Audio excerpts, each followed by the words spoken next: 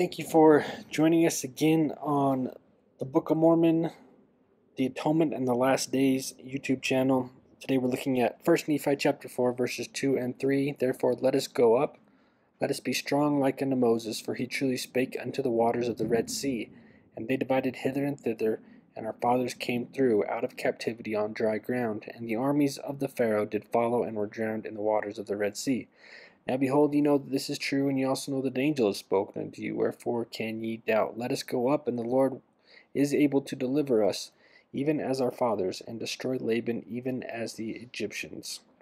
Why would Nephi be reciting the story of the Exodus at a time like this?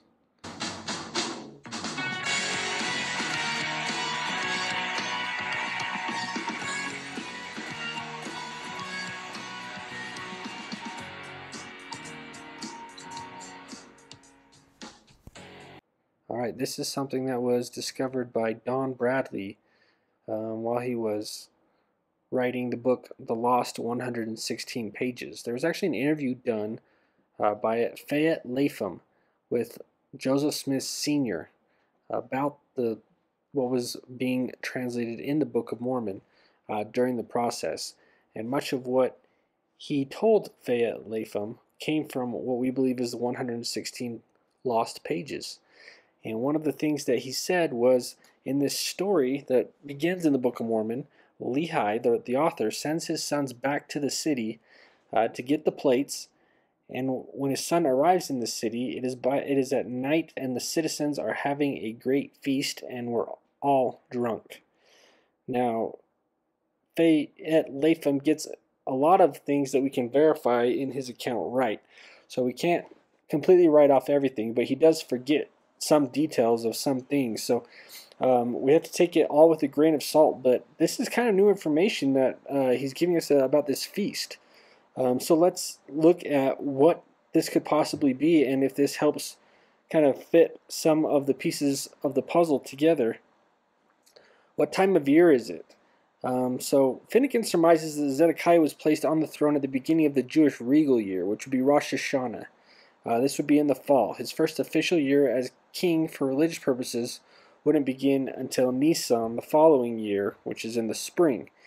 So if Zedekiah took reign over Jerusalem in October of our calendar, and Lehi began to have his visions and began to preach for several months before they decided it was time to get out of town, it may be possible that he preached through the winter, and they took off as soon as they saw the snow melt, and as soon as there was good enough weather that they felt like they could get out of town.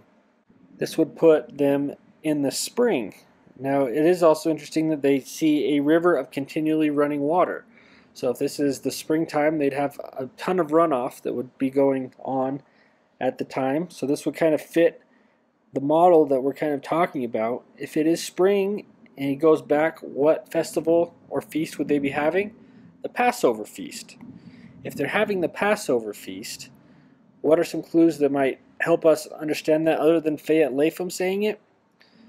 Well, during the Passover feast, it's tradition that those that are part of the feast would have 4 glasses of wine, and at this time in history, even sometimes 5 glasses of wine. This wine could be as strong or as mild of an alcohol content as the person drinking it wishes. So it may put into perspective why Nephi comes across Laban drunk laying in the street. People would dress in their ceremonial clothing. Why is Laban in his ceremonial clothing? Well, he is an officer of the military, and this is a formal occasion, and he's got his traditional garb on with his sword in its sheath. Another clue that we get: anciently, elders of the church would stay up all night watching for the coming of the Messiah.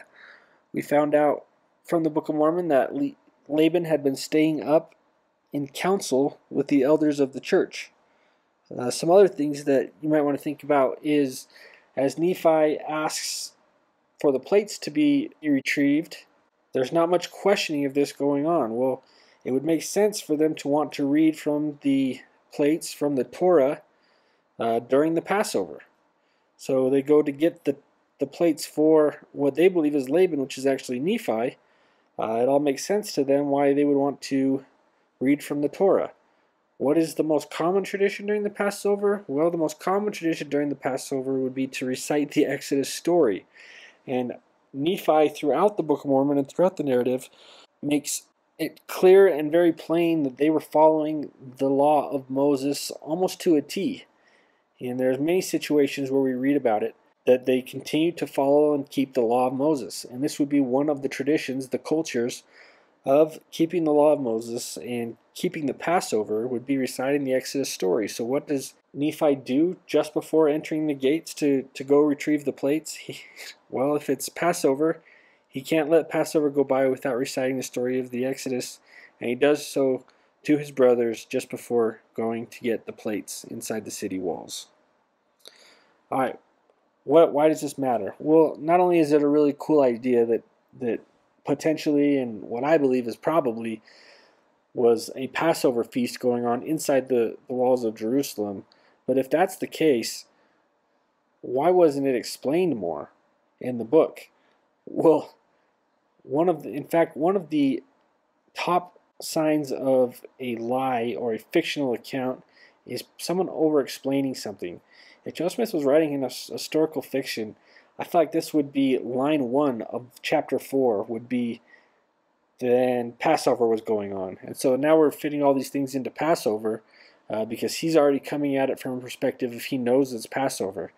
If he doesn't know it's Passover, he's simply translating a record from an ancient Israelite who is living among a time where Passover is part of daily life, is part of yearly tradition. He's not going to start his record with, and it was Passover. Let me explain to you guys what Passover is, because everybody he's writing to that he knows about is aware of Passover, knows exactly what Passover is, and explaining Passover would be redundant.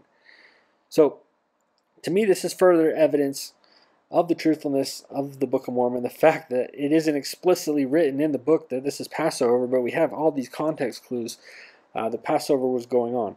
I think it's a pretty cool idea, and as you read through chapter 4, all these things are going to pop out at you now if you read it in terms of understanding that they are actually partaking of a Passover feast inside the city walls.